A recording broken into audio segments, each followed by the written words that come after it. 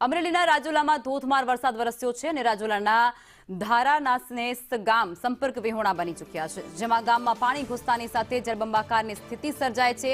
ધાતરવડી ડેમના જે દરવાજા છે તે ખોલવામાં આવ્યા છે અને ધાતરવડી ડેમ 2 અત્યારે ઓવરફ્લો થયો છે, તેના દરવાજા ખોલાતાની સાથે જ નીચાણવાળા વિસ્તારો એલર્ટ।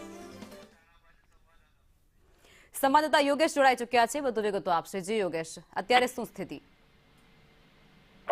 અત્યારની હાલની રાજુલા તેમજ રાજુલાના ગ્રામ્ય પંથકોની અંદર હાલની પરિસ્થિતિ ખૂબ જ નાજુક છે।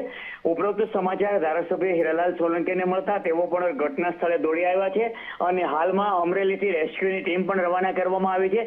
જ્યાં જ્યાં રેસ્ક્યુની જરૂર પડશે ત્યાં ત્યાં રેસ્ક્યુની ટીમ કામગીરી કરશે અને હાલ ઘણા પણ રાજુલાના ગામડા છે, ખાગબાઈ છે, રામપરા છે, ઉચૈયા છે, ધારંગનેસ છે, આ બધા ગામ છે તે સંપર્ક વિહોણા બન્યા છે અને ધારાસભ્યની ટીમ પણ ઘટના સ્થળે દોડી આવી છે અને હાલ સમગ્ર રાજુલા પંથકમાં 9 ઇંચ જેટલો વરસાદ પડી ચૂક્યો છે અને રાજુલાના ધાતરવડી ડેમ 2 ના દરવાજો પણ ખોલવામાં આવ્યા છે, જેથી આસપાસના વિસ્તારો પણ સાવચેત કરવામાં આવ્યા છે।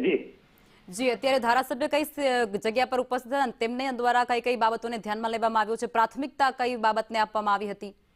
જી, અત્યારે હાલમાં રામપરા, વડ અને ભચાદર, ઉચૈયા જે ગામડાઓ છે તે સંપર્ક વિહોણા બન્યા છે અને ત્યાં મજૂરો ફસાયા હોવાની સમાચાર મળતા જ ધારાસભ્ય ઘટના સ્થળે દોડી આવ્યા છે। તેમણે અમરેલીના અને રાજુલાના ડેપ્યુટી કલેક્ટર, જિલ્લા કલેક્ટરને માહિતી આપતા રેસ્ક્યુ ટીમ રવાના થઈ ચૂકી છે અને થોડા સમયની અંદર રેસ્ક્યુ ટીમ પણ અહીંયા પહોંચી જશે।